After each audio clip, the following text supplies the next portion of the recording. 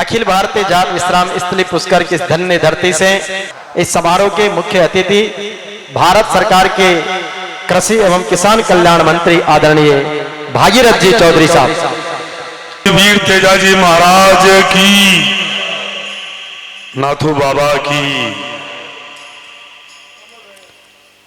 अमर रहे, नाथूराम जी मिर्जा अमर रहे। अखिल भारतीय जाट विश्राम स्थली पर आज हमारे राजस्थान के वो सपूत जिन्होंने हमारे समाज का गौरव बढ़ाया है, उनके इस सम्मान समारोह में हमारे बीच में कई वर्षों तक मेरे प्रदेश अध्यक्ष रही जाट महासभा के आदरणीय राजाराम जी मील साहब, मेरी छोटी बहन और वो नाथू बाबा की झलक और चमक और उनके सिद्धांतों पे चलने वाली बहन ज्योति जी, हमारे जाट विश्राम स्थली इस संस्था के अध्यक्ष आदरणीय पूनिया जी, पूर्व जिला प्रमुख आदरणीय रामस्वरूप जी,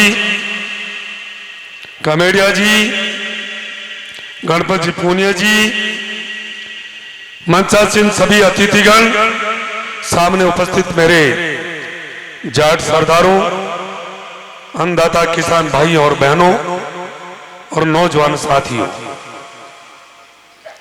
जब अभी आरएस परीक्षा के जो परिणाम आए और जब हमारे समाज के सपूतों ने हमारे समाज का गौरव बढ़ाया, परिवार का तो बढ़ाया पर हमारा समाज का गौरव बढ़ाया, हमें बहुत इतनी खुशी हुई।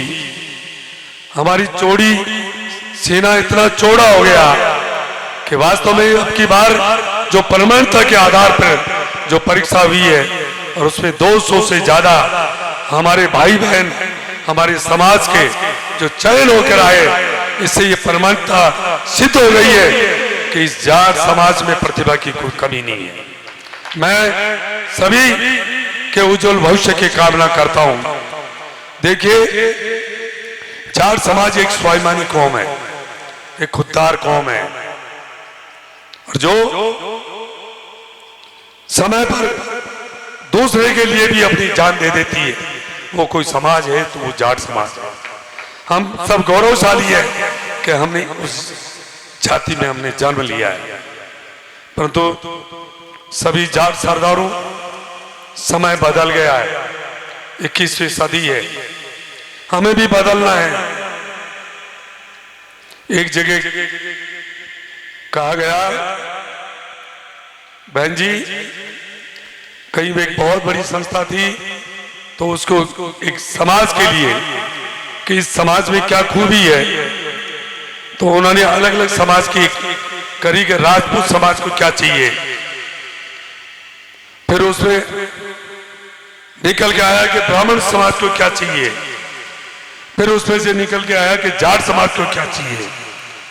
तो उस जो चर्चा चली, चर्चा में निकल के ये आया कि जाट समाज को कुछ नहीं चाहिए, जाट समाज को चढ़ा दीजिए।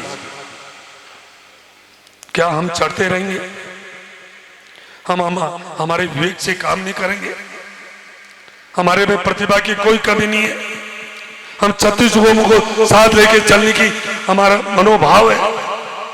आज नहीं, हम एक अन्नदाता के रूप में हमारा समाज 145 करोड़ जनता का पेट भरने में सबसे बड़ी कोई भागीदारी तो इस जाट समाज की है। तो हम चढ़ने में कब तक चढ़ते रहेंगे? हमारे जैसा नेता चढ़ाते रहेंगे और समाज चढ़ता रहेगा तो कहीं ना कहीं समाज का नुकसान होने वाला है। अपने विवेक से हम काम करें, हम पेशेंस रखें और प्रतिभा की तो कमी है ही नहीं है। अभी ये जो रिजल्ट आया, ये प्रमाण है कि इस धरती को चीर कर अन्न उत्पादन ही नहीं करता है, वो शिक्षा में भी चाहे वो व्यापार में भी, चाहे जवान, चाहे किसान में भी, हर क्षेत्र में ये समाज अग्रणी है और अग्रणी रहेगा।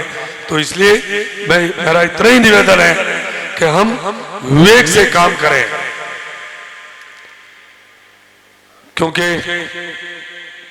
अभी हमारे जाट समाज के प्रदेश अध्यक्ष जी ने कहा कि कहीं कोई व्यापार होगा, एक जाट कोई काम कर रहा है तो अध्यक्ष वही बनेगा।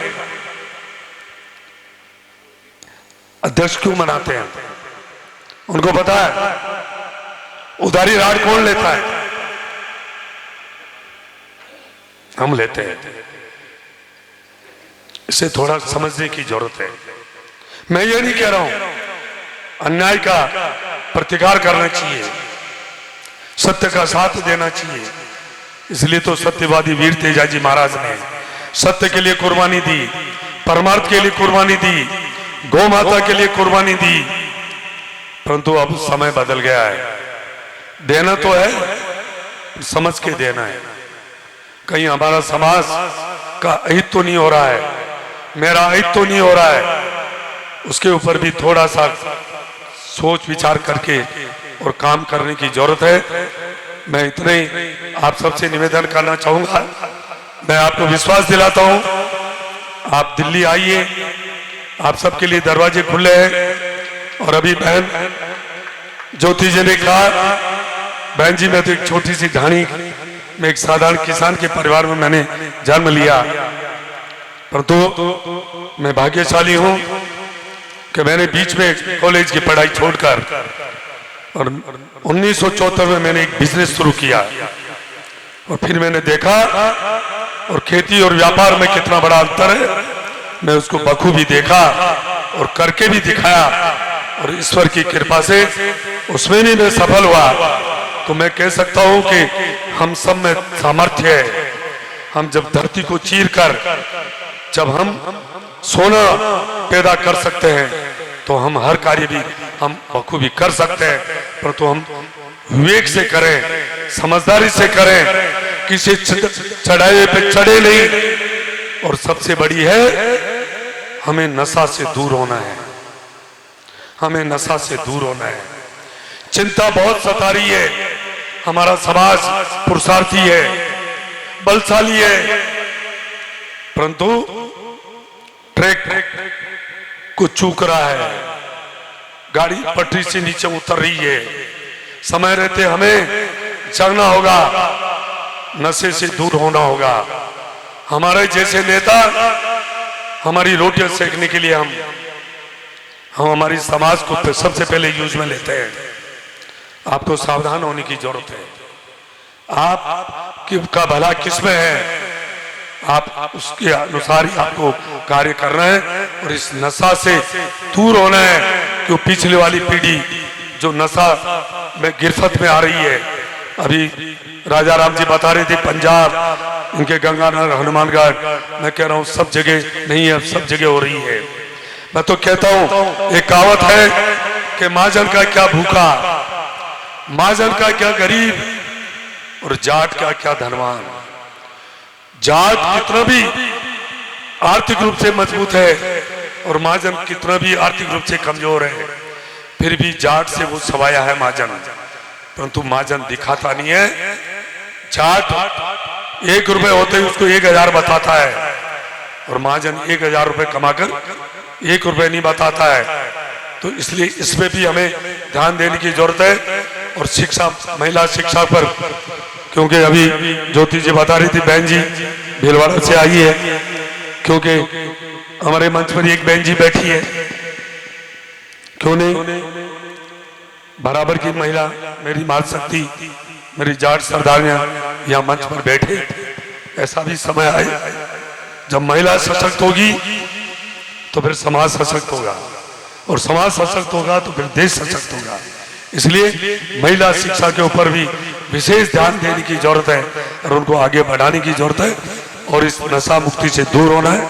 मैं आपको विश्वास दिलाता हूं, मेरे जीवन में कभी चाय, कॉफी, पान, बीड़ी, सिगरेट, गुटखा, तंबाकू, कभी सुपारी का सेवन नहीं किया, कभी भी नहीं किया। 9 बजे बाद मैं भोजन नहीं लेता हूं, 32 साल हो गए। मैं 12 मार्च 2010 के बाद तेल और साबुन नहीं लगाता हूं। हमारे पूर्वज भी ऐसे जिए, तो हम भी थोड़ी सी हमारे पूर्वज हमारे से ज्यादा होशियार थे, समझदार थे। हमारी गलतफहमी हो गई कि हम ज्यादा होशियार हो गए हैं, इसलिए हमें हमारे संस्कारों को भूलना नहीं है और स्वस्थ भी रहना है। धरती को भी बचाना है, धरती को भी बचाने का जिम्मेदारी अपनी है। धरती को भी अपन ने बीमार कर दिया है। डीएपी, यूरिया, पेस्टिसाइड आग मूंद के डाल रहे हैं। अपन डॉक्टर के पास जाते हैं, डॉक्टर कभी सीधी दवा नहीं लिखता है, वो कहता है जांच करा के आइए ब्लड की, यूरिन की, और जांच रिपोर्ट आने के बाद वो दवा लिखता है और वही कारगर होती है। और तो आज इस धरती के साथ किसान बहुत, मैं कह रहा हूं, जाति कर रहा है। वो डीएपी, यूरिया, पेस्टिसाइड डाल रहा है। क्यों नहीं वो मिट्टी का परीक्षण कराए? जांच कराने के बाद उसमें पोटास की कमी है, उसमें जिप्सम की कमी है, उसमें कैल्शियम की कमी है, उसके बाद वो डाले, ताकि उसकी लागत मूल्य भी कम होगी, उसका उत्पादन भी बढ़ेगा और किसान के घर में खुशहाली भी आएगी। इसलिए आज के दिन मैं ये भी, क्योंकि मुझे ये दायित्व मिला हुआ है, मैंने बारीकी से देखा है कि किसान आग मूंद के डीएपी, यूरिया डाल रहा है। और मैंने तो यहाँ तक कहा है बहन ज्योति जी कि ये जो सब्सिडी दी जा रही है सीधे किसान के खाते में डाले, ताकि जो डीएपी 3500 रुपए का जो वहां से कट्टा आता है, जो 1300 कुछ में दे रहे हैं, यूरिया जो 270 में दे रहे हैं, वो वहां 2000 में आता है, सीधे किसान के खाते में जो सब्सिडी है उसके डाल दे। फिर वो जरूर मिट्टी की जांच कराएगा, कराने के बाद ही वो उसके अंदर डीएपी, यूरिया, पेस्टिसाइड की जरूरत है, वो काम करेगा।